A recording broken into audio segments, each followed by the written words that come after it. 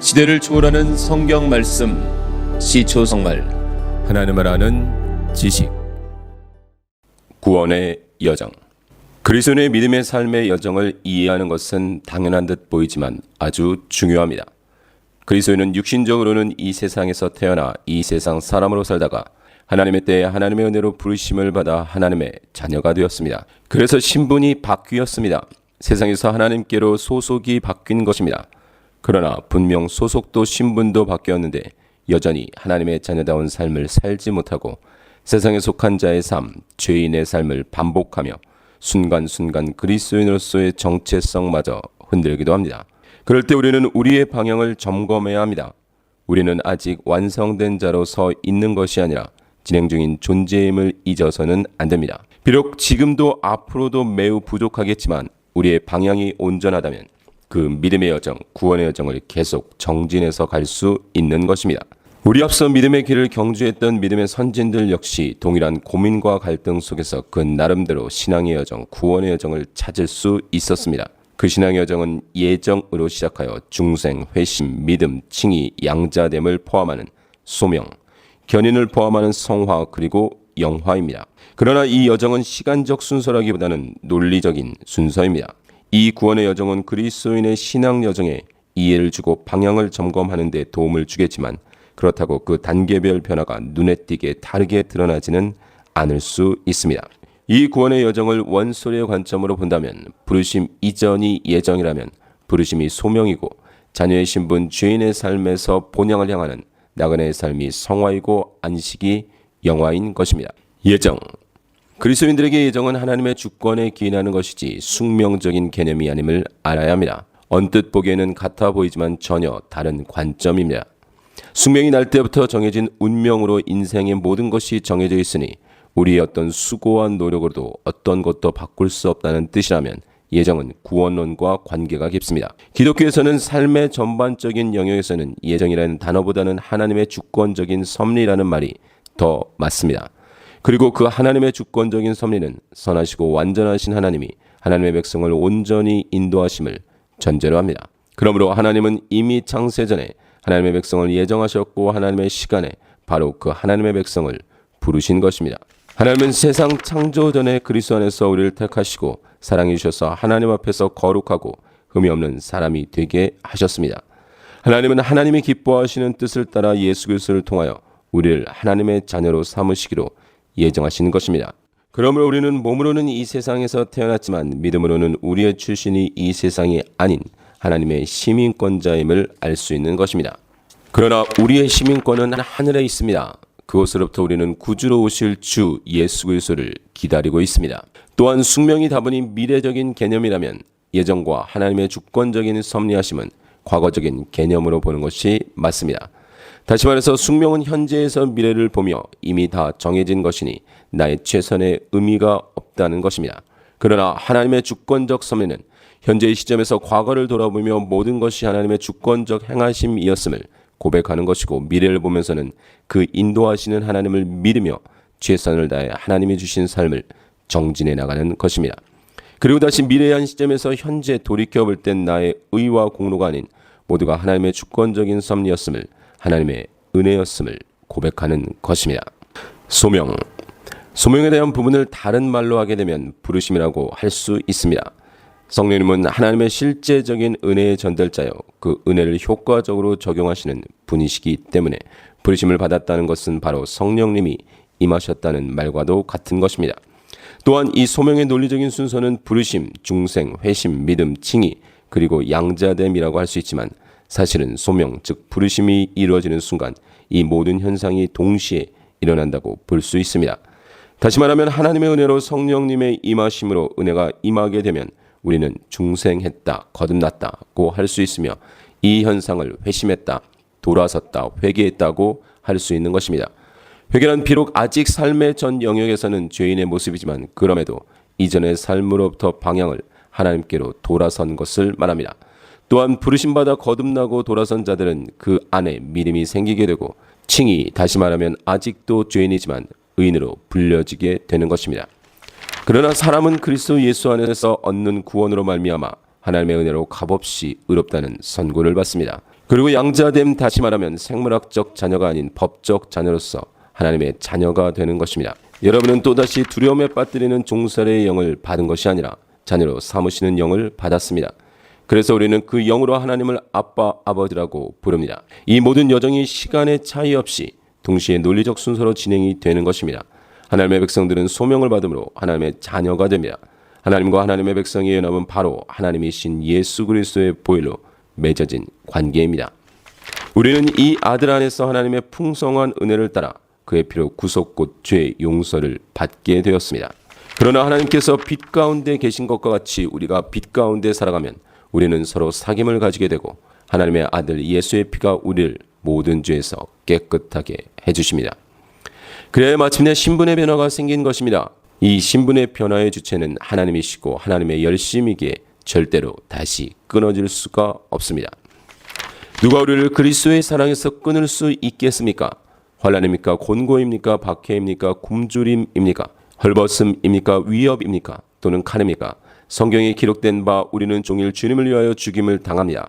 우리는 도살당할 양과 같이 여김을 받았습니다. 한 것과 같습니다. 그러나 우리는 이 모든 일에서 우리를 사랑하여 주신 그분을 힘입어서 이기고도 남습니다. 나는 확신합니다. 죽음도 삶도 천사들도 권세자들도 현재일도 장래일도 능력도 높음도 기쁨도 그 밖에 어떤 피조물도 우리를 우리 주 예수 그리스도 안에 있는 하나님의 사랑에서 끊을 수 없습니다. 또한 성령 하나님이 우리와 하나님 사이에 보증이 되어주셨고 담보가 되어주신 것이기에 더욱 분명합니다. 하나님께서는 또한 우리를 자기의 것이라는 표로 인을 치시고 그 보증으로 우리 마음에 성령을 주셨습니다. 이런 일을 우리에게 이루어주시고 그 보증으로 성령을 우리에게 주신 분은 하나님이십니다. 여러분도 그리스도 안에서 진리의 말씀 곧 여러분을 구원하는 복음을 듣고서 그리스도를 믿었으므로 약속하신 성령의 날인을 받았습니다. 이 성령은 하나님의 소유인 우리가 완전히 구원받을 때까지 우리의 상속의 담보이시며 우리로 하여금 하나님의 영광을 찬미하게 하십니다. 부르심을 받은 하나님의 백성들은 하나님의 자녀가 된 것입니다. 우리는 그것을 은혜로 받은 믿음으로 알 수 있습니다. 그렇다면 사람이 자랑할 것이 어디에 있습니까? 전혀 없습니다. 무슨 법으로 의롭게 됩니까?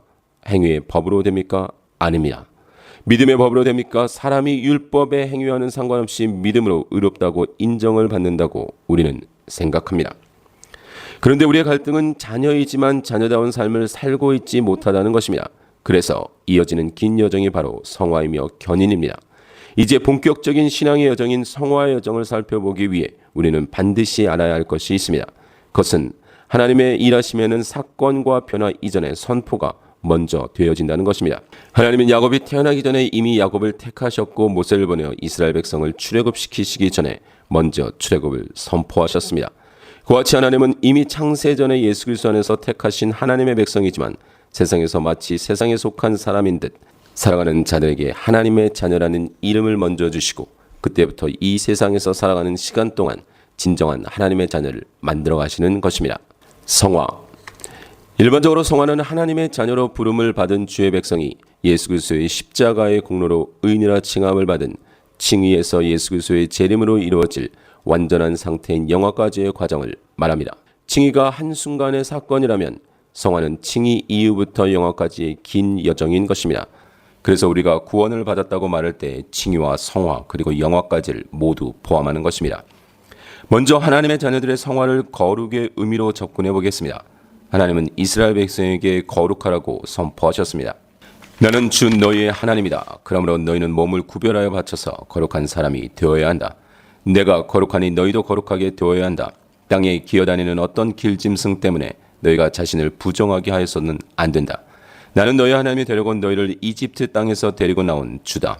내가 거룩하니 너희도 거룩하게 되어야 한다. 하나님이 하나님의 백성에게 선포하신 명령은 하나님의 백성의 영적 수준이 거룩하고 안 하고의 문제도 아니고 거룩할 수 있고 없고의 문제도 아닙니다. 그들은 할 수 없겠지만 하나님은 반드시 하나님의 백성을 거룩하게 만들고야 마실 것입니다. 그런데 구약 전체를 통해 볼 때 하나님의 백성을 대변하는 이스라엘은 패역하고 반역하며 하나님이 요구하시는 거룩과는 전혀 다른 삶을 살았습니다. 이스라엘 백성과 유다 백성은 젊은 시절부터 내가 보기에 악한 일만을 하였다. 그들은 그들의 조상처럼 이날까지 나에게 죄만 지었다. 이스라엘아, 너는 기브아에 살던 때부터 죄를 짓기 시작해서 이제까지 죄를 짓고 있다. 분명 하나님이 거룩하라고 선포하셨으니 하나님의 백성인 이스라엘의 삶은 거룩을 향해서 가야 했습니다. 그러나 구약에 등장하는 그들의 삶은 거룩이 아닌 패역으로 갔습니다. 우리는 이 부분을 잘 이해해야 합니다. 이것은 하나님의 백성이 거룩의 역방향으로 간 것이지 하나님의 부족함 또는 실패가 아닙니다. 이것이야말로 진정한 거룩으로 가는 과정입니다. 성경을 통해 우리가 알아야 할 성화의 의미는 우리가 어제보다 더 나은 삶을 살 수 있다는 것이 아닙니다. 오히려 진정한 성화는 어제도 오늘도 내일도 우리는 여전히 부족하고 부족할 것을 철저히 알아가는 과정인 것입니다. 하나님의 사랑하심과 예수 그리스도의 은혜가 아니고서는 단 한순간도 살아갈 수 없는 존재임을 확인하고 또 확인하는 것이 바로 성화입니다. 성경은 반복해서 그 이야기를 하고 있는 것입니다. 하나님을 알고 나를 아는 것이 바로 성화입니다.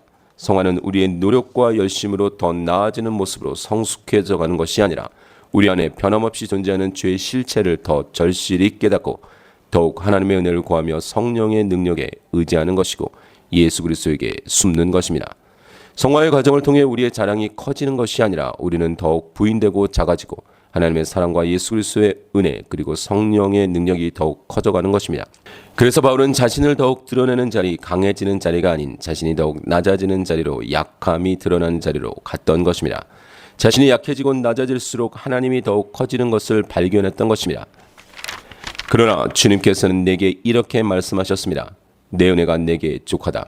내 능력은 약한 데서 완전하게 된다. 그러므로 그리스도의 능력이 내게 머무르게 하기 위하여 나는 더욱더 기쁜 마음으로 내 약점들을 자랑하려고 합니다. 그러므로 나는 그리스도를 위하여 병약함과 모욕과 궁핍과 박해와 곤란을 겪는 것을 기뻐합니다. 내가 약할 그때에 오히려 내가 강하기 때문입니다. 성화는 내 힘과 능력을 쌓는 것이 아닌 나를 버리는 것입니다. 내가 얼마나 불가능한 존재인지 내가 하나님의 은혜 없이는 한순간도 살 수 없는 존재임을 새기고 또 새기며 진정한 거룩 되시는 하나님 바로 그 예수 그리스도에게로 더 가까이 가는 것입니다. 그래서 자신의 실체를 인식한 하나님의 사람들은 스스로 삶을 점검하고 지켜가며 살았습니다. 혼자서 할 수 없는 마음 지키기를 위해 무리를 이루어 서로 점검해주고 격려해주고 때론 책망해가며 함께 싸웠던 것입니다. 더 나아지고 성화되기 위해 그런 자기 돌봄과 연합을 한 것이 아니고 신앙의 퇴보를 막기 위해 서로의 연합을 통해 몸부림을 쳤던 것입니다.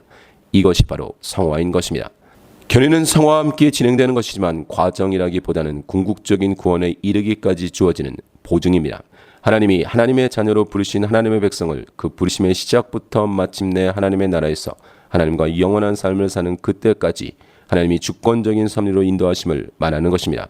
물론 그 부르심의 시점도 우리의 인생 중간이 아닌 창조전의 예수 그리스도 안에서입니다.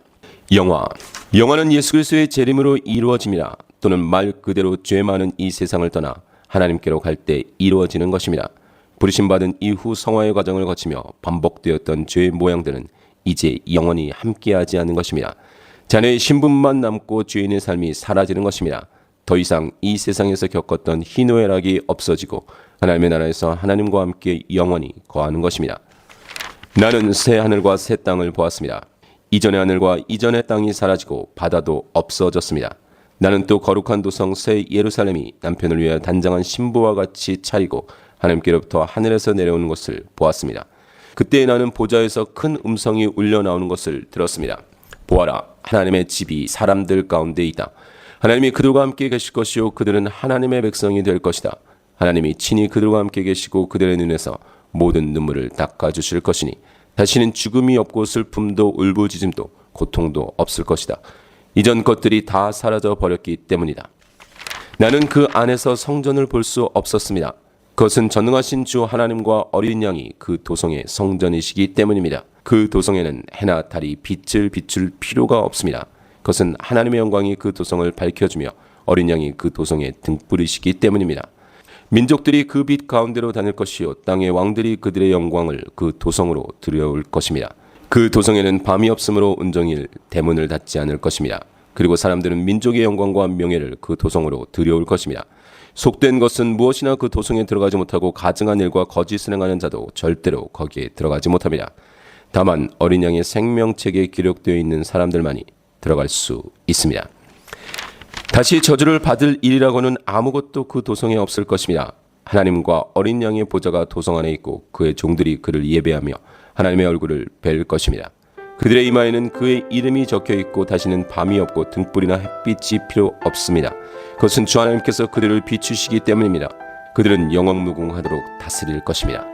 그렇습니다. 지금은 이 세상에서 하나님의 자녀로 부르심을 받아 완전한 상태인 영화의 과정에 이르기 전까지 성화의 상황이지만 우리 아버지 되시는 하나님은 반드시 우리를 하나님의 나라 그곳으로 인도하실 것입니다. 하나님께서는 미리 하신 사람들을 택하셔서 자기 아들의 형상과 같은 모습이 되도록 미리 정하셨으니 그것은 그 아들이 많은 형제 가운데서 맏아들이 되게 하시려는 것입니다. 그래야 하나님께서는 이미 정하신 사람들을 부르시고 또한 부르신 사람들을 의롭게 하시고 의롭게 하신 사람들을 또한 영화롭게 하셨습니다. 그리스도인의 궁극적인 지향점은 바로 영화입니다. 그 영화를 위해 부르심 이전부터 이미 구원의 여정을 시작하신 분은 하나님이십니다. 그 구원의 여정, 그 완성을 위해 우리 주님이 오고 계신 것입니다. 이 모든 계시를 증언하시는 분이 이렇게 말씀하셨습니다. 그렇다, 내가 곧 가겠다. 아멘. 오십시오, 주 예수님.